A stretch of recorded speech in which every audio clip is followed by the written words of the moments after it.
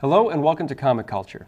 I'm Terrence Dollard, a professor in the Department of Mass Communication at UNC Pembroke. My guest today is Anthony Ruttgaizer, the creator of F1rst Hero. Anthony, welcome to the show. Hello, Terrence. I had a couple of questions about F1rst Hero. If you could just explain the book to us a little bit, that would be a great way to start. Okay, simple enough premise. Everybody who gets superpowers goes insane, becomes a danger to society. Our main character is Jacob Roth. He starts his journey as a Marine stationed in Afghanistan. When he manifests superpowers, he has a decision to make. Either he can use his powers to help people but put himself at risk of being hunted down, or he can try and keep his powers a secret and thereby he'd be watching innocent people all around him get hurt every day. The difference between Jake and everybody else who's ever had superpowers is that Jake does not go insane. So there you have it. Well, it's an interesting premise. So is this something where we'll always, in the back of our minds, be wondering if this is the day that Jake finally loses control? And well, Jake spends a lot of time wondering that, so it's it's probably a good bet that the reader will wonder it as well. Okay, now I think before the show we were talking a little bit about how I was probably reading a little too much into the book being sort of an analog for the war on terror and the way the government responds to people with superpowers. And then you were telling me a rather interesting way that you developed the book based on your observations of the Marvel Universe. Well, okay, I don't mind people reading into it whatever they want. I mean, you know, like a poem, like a song. Get from it what you get from it, and make the connections in your mind. I'm not going to I'm not going to take away the joy of the song from you, you know? But one of the reasons that the F1rst Hero came about in my head the way it did is because, you know, I've read Marvel comics all my, well, I shouldn't say all my life, but since my early teens. And one of the things that bothers me the most is, besides the fact that everybody until recently lived in New York City, man, that's just bad crime. Is the fact that there didn't seem to be any lasting repercussions in the everyday lives of the people in that city. You know, after the first time the Fing Fang Foom knocks over a few buildings, does nobody say, hey, let's move to Jersey? If Spider-Man is swinging by a site where Iron Man had a fight the day before, why are the buildings rebuilt? Like, I mean, why is there no... That building should be... That city should be in constant rebuilding mode. There should be craters all around New York that, you know, make 9/11 look like a Jenga accident, and there's it's static. It's nothing that happens really means anything. And I wanted to create a somewhat more realistic world where the fact that suddenly somebody can run faster than the speed of sound, or a guy can fly, means something to the other 7 billion people living there. Well, it is interesting because in the Marvel Universe, you're right, every major hero seems to be centered there, and there are no real repercussions when the Baxter Building is taken off into space, you know, other than, you know, the guy who sells newspapers in the lobby has to, you know, open up an hour later the next day. So in the world that you've created, now you said that people get powers, they go insane and they sort of rampage and whatnot. So can you tell us about the event that sort of turned the government's response to to the one where they sort of hunt down the folks with superhuman powers? Yeah, well, not everybody goes on a rampage, but the way I've set it up for, story and convenience sake is that there's something about the powers that more often than not triggers a fight or flight response, or creates violence or incites violence within the person. Because I mean, it's otherwise, where the hell is my comic book, right? But the inciting incident, the moment where the general populace finds out about superpowers, is the John Hinckley Jr. assassination attempt on Ronald Reagan, which I've always been sort of fascinated by. There's just something. I mean, hey, I like Jodie Foster,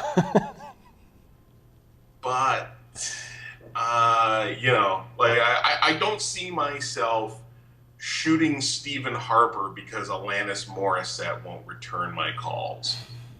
That's very Canadian of you, Anthony. Thank you. It was. Yeah. So it seemed to me, I wanted, somewhere in the timeline, I wanted things to just kind of ramp up.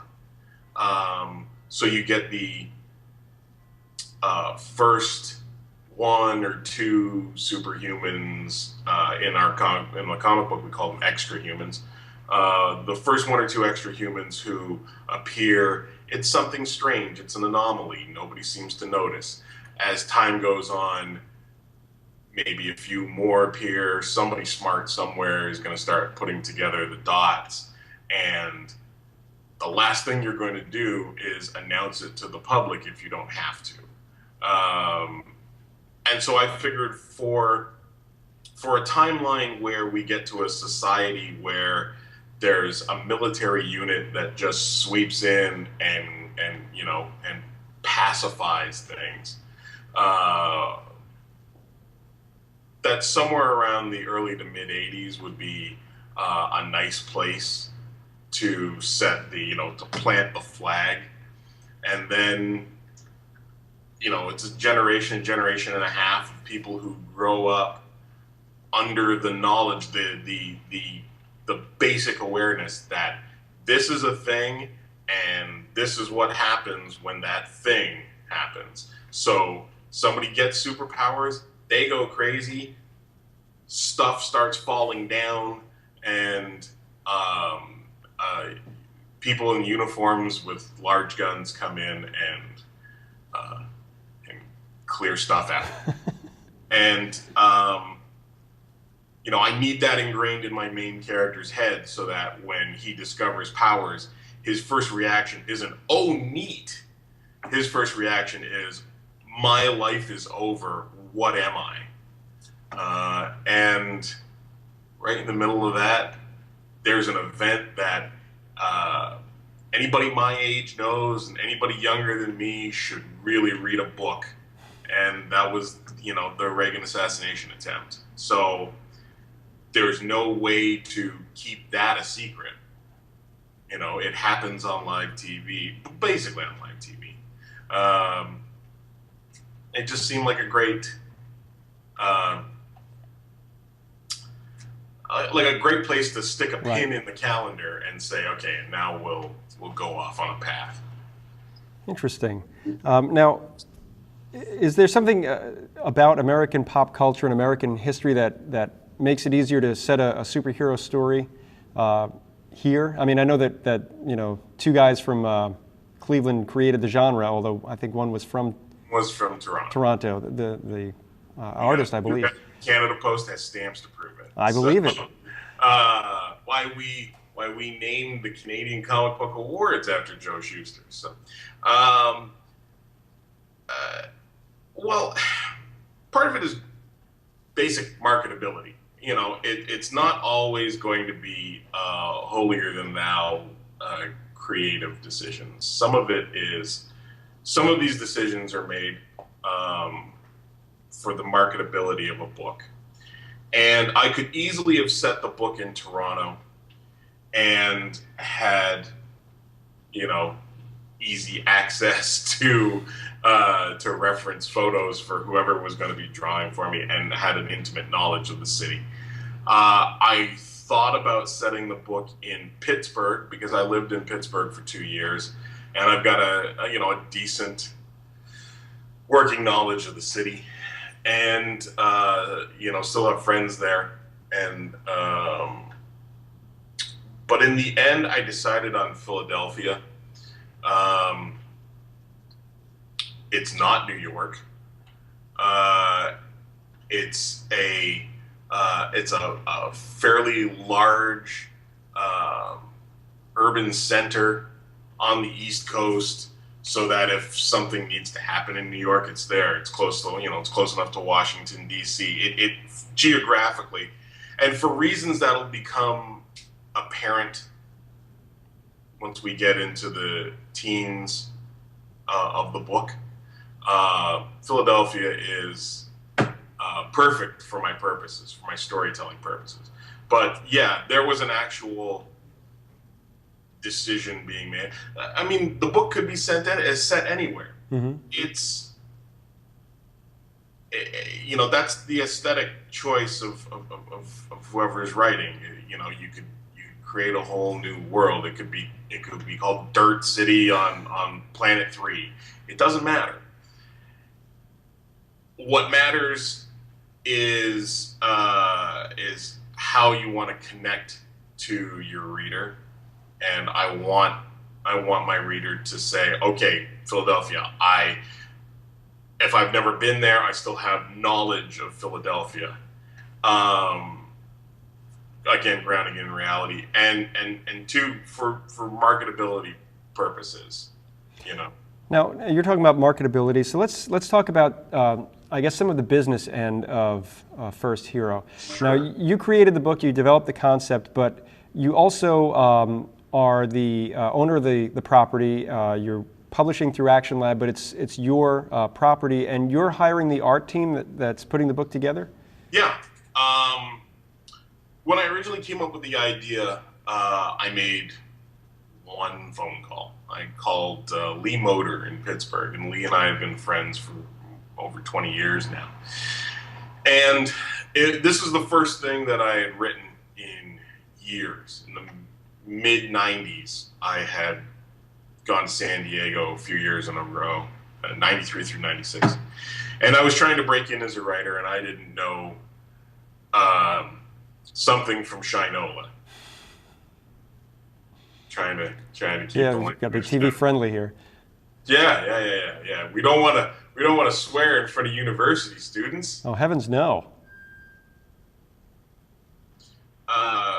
When I came up with the concept, when I came up with the idea, I called Lee Motor in Pittsburgh, and I said, I have this idea, and it's the first thing I've written in years. I had this idea. I'm going to work on it. I want you to draw it. And he said yes. And started working on it, and Lee was helping me. Lee was basically my first editor, and Lee Motor is one of the most undervalued talents in the comic book industry, and it's ridiculous. He helped me turn my scripts into something more artist friendly, and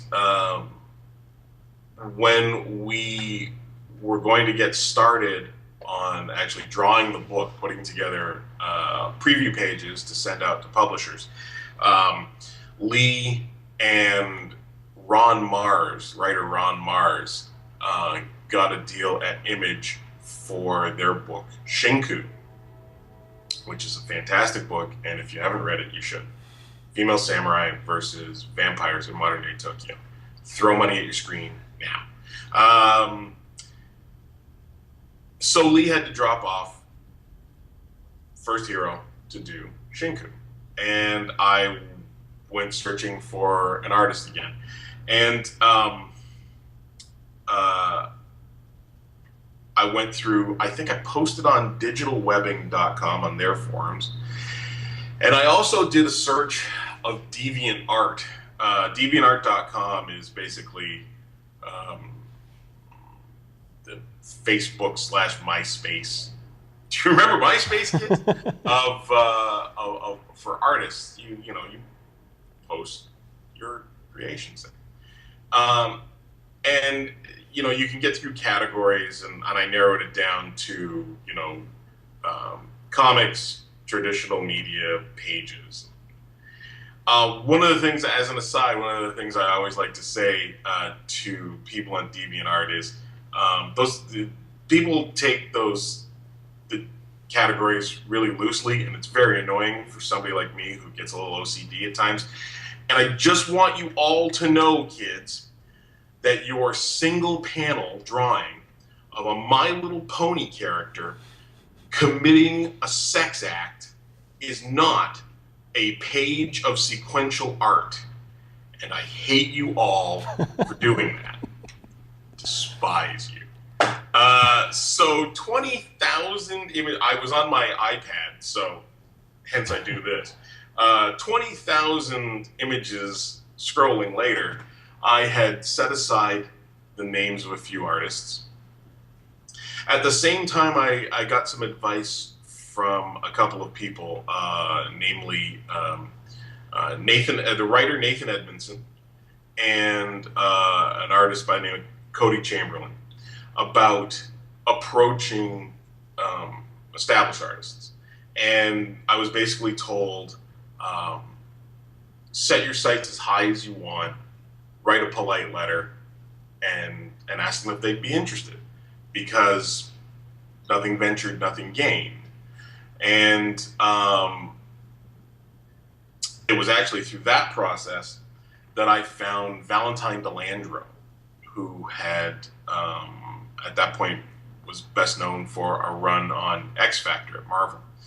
And Valentine is local to Toronto, actually, so we met at Fan Expo Canada a couple of years ago, and 3 years ago. And I asked him about doing the book, and he said, look, we could spend a lot of time negotiating, or I could be drawing pages.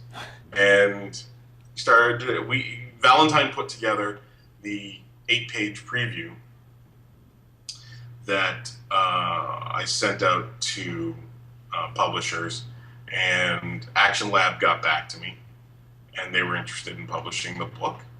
And now at that point, lightning strikes again, and Valentine has to leave the book. And I panic, because the last thing I want to do is make a deal with a publisher and then shell game my way through the art team. I've offered you a book that has Valentine DeLandro on it, and now I don't have Valentine DeLandro. And I spoke to the guys at Action Lab, and their response was, meh, it happens. Find a new artist, and we'll get going. So, just that fantastic. And back to DeviantArt. And this time DeviantArt pays off, and I meet Philip Seavey, who had done some sample pages, a couple of Marvel things. I guess there's a Marvel sample script of Daredevil versus Captain America, and he had drawn that, and he did some sample pages of Thor versus the Hulk, and I loved them, and I showed them to a few people, and they said, yeah, this guy's good, you know. And I talked to Philip, and he signed on board, and forever and a day later, we have a book on stands. If you're going to create something, then you can't, for me anyways, I can't just write something and then throw it out there and whoever takes it, takes it. I need to not be a control freak, but I need to be involved in the process. I need to stay involved in the process. And with Philip, we were quickly able to develop a system where, every few days he sent me layouts of 3 or 4 pages. I'd go through the layouts. If there was anything I thought needed tweaking, I would send it back to him, sign off on them. He'd go to pencils and then to inks. And every few days, I was getting this terrific art in my email inbox. And yeah, I mean, just fantastic. And I've carried that on. I don't know if I'm answering the original question anymore. I think you are. I've carried that on with other projects that I'm working on.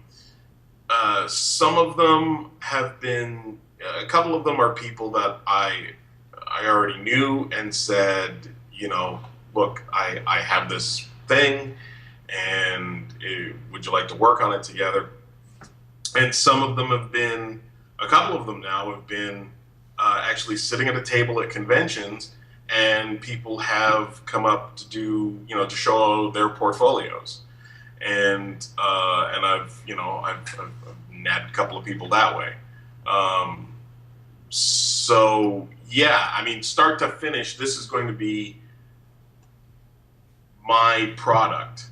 So, start to finish, I need to shepherd it along, and choosing an artist, going through there. And there's like with any script, with any collaboration, there's going to be room for my script to be interpreted by the artist, but and maybe they do it better than I had envisioned it.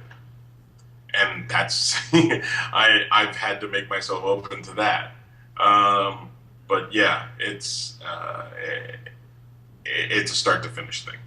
So when you're writing your script, I'm assuming you write sort of that DC full script style where you're describing the action per panel, as opposed to the Marvel where you break down a page and interpret it, let the artist interpret it that way. Yeah, my scripts end up being probably between 4,500 and 5,000 words each, and that includes dialogue and panel descriptions, and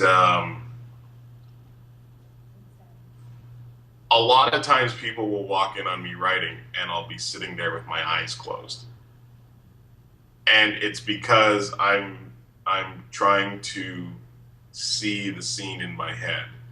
So what I see, I write.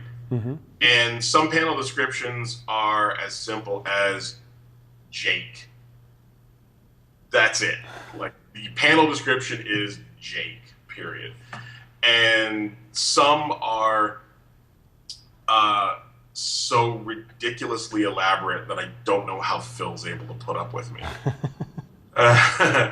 And he's also gotten used to, on a couple of occasions, because it's Philadelphia, to getting Google Map coordinates along with a panel description. And issue 2 is out now. Issue 2 and 3 of Volume 1 feature a building in South Philadelphia that these days I think is called the 2300 Arena. Most wrestling fans will know it as the ECW Arena. And this is this, warehouse / bingo hall in South Philadelphia, where the original ECW wrestling promotion ran for years. And I put it in the comic and then destroyed it. So for me, it was a place that means something to me. I worked there a few times when I was involved in professional wrestling. And so when the script went to Phil, there was an abundance of photos, and like I could basically take the map and mark X's on it to say this is where they're standing right now. So yeah, some of the scripts get elaborate.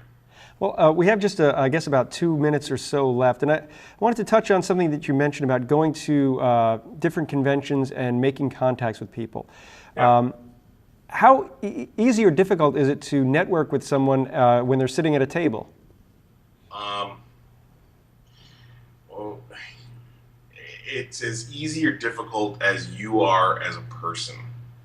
And I say that because as verbose as I am, and as happy to talk as I am, I personally have a problem with the follow-up. There are a lot of people that I've met and gotten along with in my life that I've let slip away because once you get home, how do you continue that conversation, or how do you continue that connection? And it's been rather, it's an, I'm as much as I yap, I'm kind of a hermit and an introvert. But what I'm finding now is that, especially with Action Lab, it's pretty easy to continue the conversations. There are a bunch of us working on a secret something right now. And so there is opportunity for conversation as far as the work goes. And with some of those people, it branches out into just everyday yappity yap. And I see we've got a little less than a minute right now. You will be appearing at the NC Comic-Con this November. Yeah, I'm going to be in Durham at NC Comic-Con, what is it, the 15th and 16th? Or I think so, or the 14th and the 15th, I'm not sure. Saturday and Sunday of that weekend. Yeah, the 15th and 16th. I'll be there in Artist Alley with Lee Motor and a ton of other Action Lab people. I am more than happy to talk to you if you come by, portfolio review, advice, just shoot the yappy, censor myself. I promise not to be quite so verbose. I'll get to the answers a little more quickly for you. And if someone wanted to get some more information, I'm being told to wrap up, your website is? I have a couple of websites. One is www.ruttgaizer.com. There's 16hectares.com. And you can find me on Twitter at 16, the number 16 hectares, HECTARES. Send me a message. All right, well, thank you so much, Anthony, and thank you so much for watching Comic Culture. The book is F1rst Hero. I'm Terrence Dollard. Thanks so much for watching Comic Culture. We'll see you again next time.